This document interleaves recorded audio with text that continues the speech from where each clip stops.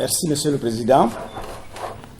Je voudrais tout d'abord remercier les organisateurs de cette importante rencontre de m'avoir associé donc à ces réflexions, aiguillonné en cela par Madame Claude-Hélène Perrault, qui a été mon professeur à Paris 1.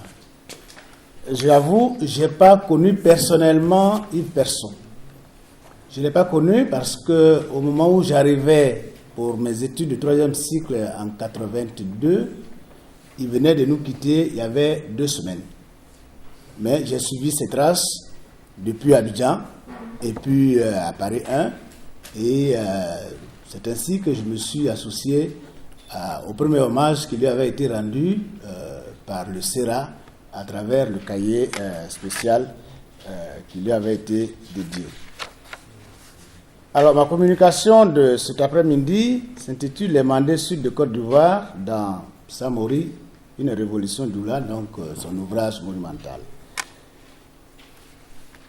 Dans de nombreux milieux intellectuels africains et même européens, en tout cas dans les milieux des historiens et des africanistes, l'évocation du nom de Yves Persson, du professeur Yves Persson, renvoie immédiatement à son ouvrage monumental « Samori, une révolution d'Oula ».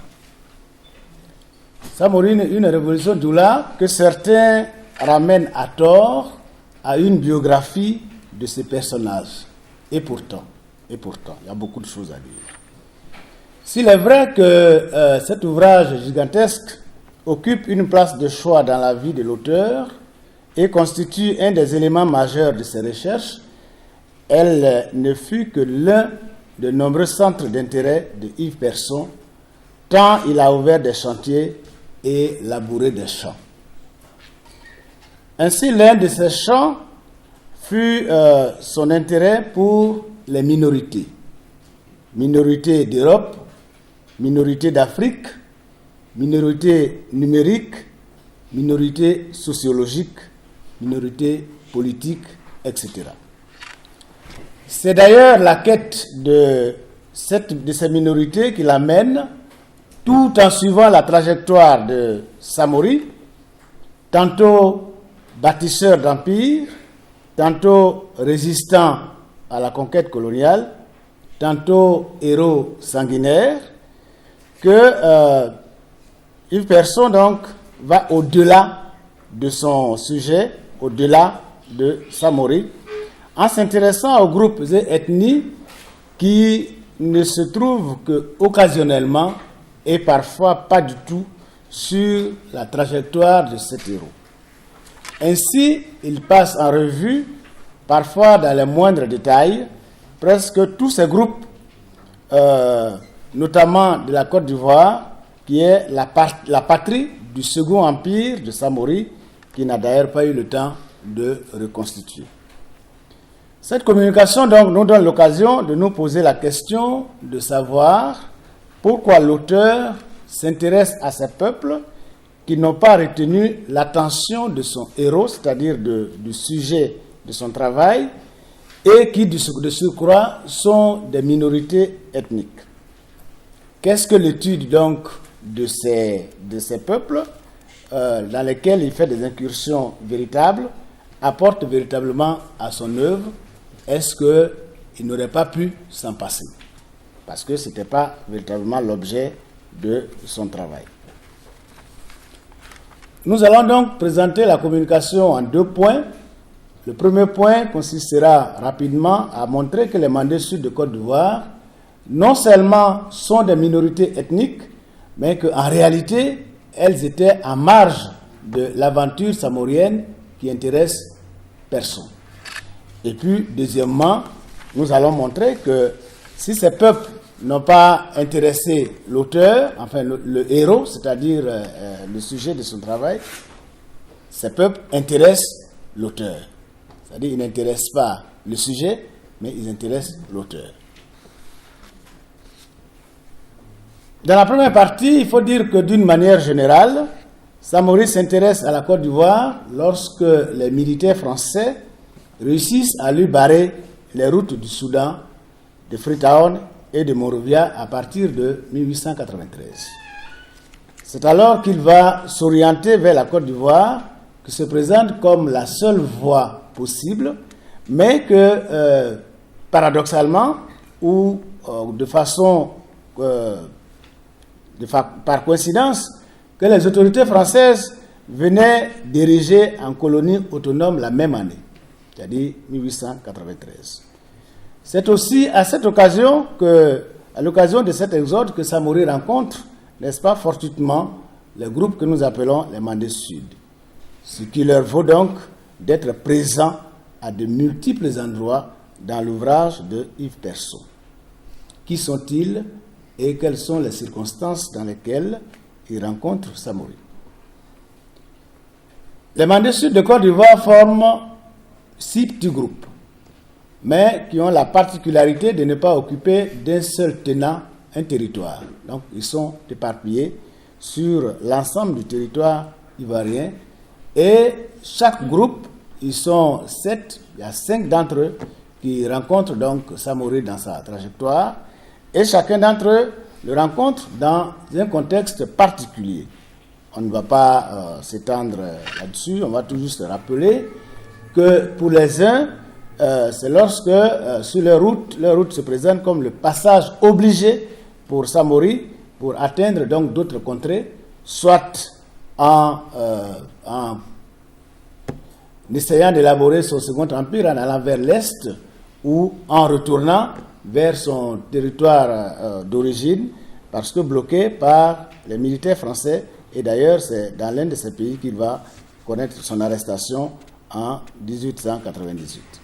Soit par des incursions spontanées qui sont parfois dues à la recherche de vivres pour ces troupes, comme en pays Gouro, ce qui se fait parfois à l'initiative de ses lieutenants propres, sans que Samori lui-même en ait donné la consigne, soit pour y poursuivre donc des résistants ou des rebelles, mais jamais dans une conquête programmée. C'est pour ça que nous disons que véritablement la rencontre avec ces peuples se fait de façon accidentelle, puisqu'il ne constituait pas le champ de mire de Samori pour des raisons diverses. Donc, dans la communication, on rappelle un peu les circonstances de cette rencontre pour les Dans, pour les Touras, les Gouro, etc., pour chacun de ces peuples. Mais d'une façon générale, on va dire que les Mandés Sud sont restés majoritairement en marge de l'aventure samorienne, puisque personne aurait pu s'en passer, puisqu'il est décrit lui-même comme étant des peuples minoritaires.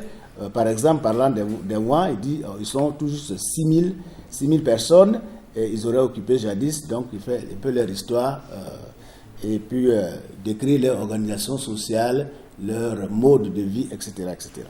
Donc, de façon générale, ils sont restés majoritairement en marge donc, de l'aventure samorienne, parce que ni naturellement, ni idéologiquement, les Mandés Sud n'étaient dans le champ de mire de Samori qui prospère, n'est-ce pas, dans la savane, chez les peuples malinqués ou musulmans, alors que les Mandés Sud sont pour la plupart des peuples forestiers et non musulmans. Aussi, pour beaucoup d'entre eux, l'aventure samorienne ne fut donc que quelque chose d'étranger, et l'auteur, Yves Persson lui-même, prévient son lecteur dès l'entame de son ouvrage de la marginalité de ces peuples dans l'entreprise de son héros et donc a priori de son ouvrage. Alors il écrit donc ceci: l'histoire que nous contons ne leur en parlant donc de Mandés Sud, ne leur est pas indifférente, mais ils n'y ont joué qu'un rôle passif et somme toute marginal. Bien qu'elle naisse à l'orée des grandes sylves, l'aventure de Samori est celle d'un homme de savane ensoleillé et de vastes horizons. Les questions essentielles qu'elle pose sont relatives aux Mandingues et c'est chez eux que nous en trouverons peut-être les réponses.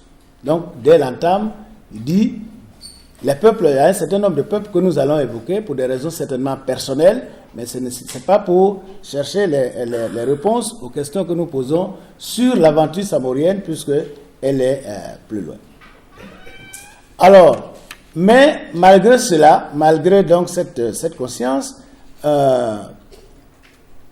personne qui a donc le souci de cerner les minorités ethniques prend prétexte de Samori pour s'immiscer dans l'histoire de ces peuples minoritaires, pour mieux les connaître, mais aussi pour mieux les faire connaître et défendre ainsi leurs spécificités. Cela nous amène donc à la deuxième partie où je dis que ces peuples n'intéressent pas le sujet, mais ils intéressent l'auteur. Dans donc son ouvrage, Persson fait des incursions chez ces peuples que son héros n'a pas pu voir ou qu'il n'a rencontré qu'au hasard de son parcours ou pas du tout, à travers certainement ses lieutenants. Mais pourquoi l'auteur donc s'intéresse à ces peuples que lui-même il nomme des ethnies allogènes, marginales ou extérieures à l'empire de Samori? Alors il répond lui-même. L'auteur donc répond à cette interrogation lorsqu'il dit « Je ne me suis pas intéressé uniquement au destin de Samori, encore que celui-ci fut au cœur de mon enquête. » Et il ne continue plus, il laisse donc un non-dit pour chercher, pour que le lecteur puisse chercher à comprendre pourquoi il s'intéresse donc à ces groupes ethniques minoritaires. Pour ce faire donc, l'auteur a mené des enquêtes dans ces groupes qui sont donc des marginaux. Il y a donc la liste donc de ces informateurs dans l'ouvrage monumental que je ne vais pas, sur lesquels je ne vais pas revenir, mais aussi chez les Kissi de la Guinée forestière. Ces efforts révèlent de l'exhaustivité recherchée par l'auteur, bien qu'il s'en défende dans son ouvrage, sans doute par modestie. En outre, ce faisant, Persson, loin de ne faire que l'histoire d'un héros du moment, s'ouvre à l'histoire des peuples, et même à celle des minorités, étant entendu que ce sont les peuples qui font l'histoire et non les héros tout seuls.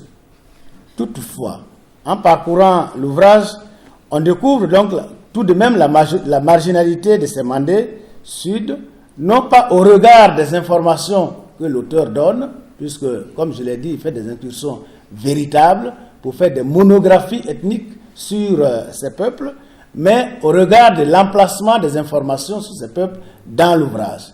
L'essentiel des informations qu'on y trouve sont dans de nombreuses notes infrapaginales.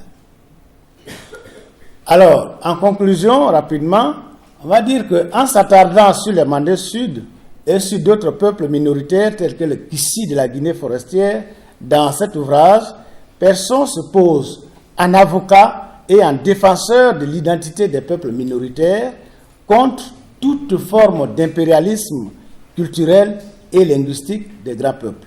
Première leçon qu'on tire de cela. Et cela s'observe chez les Mandés Sud, mais ça s'observe aussi ailleurs, notamment dans l'étude des Sénoufos. Deuxième grande leçon, c'est qu'au-delà de l'histoire d'un héros, Persson fait l'histoire des peuples, car comme je l'ai dit plus haut, ce sont eux qui font donc l'histoire et avec eux donc les héros. C'est pourquoi toutes les minorités ont leur place dans l'histoire, minorités ethniques, minorités linguistiques, minorités sociologiques, minorités politiques. Et tout sujet pour Persson est un prétexte pour aborder et traiter, n'est-ce pas, tout autre sujet qui gravite autour de son sujet principal. Alors toutes ces voies, tous ces chemins, tous ces champs, comme je l'ai dit, ont été explorés par celui qui fut tour à tour administrateur colonial, linguiste, historien, sociologue, anthropologue et politologue, c'est-à-dire Yves Persson. Je vous remercie. Peut-être rester 2 minutes s'il y a des questions.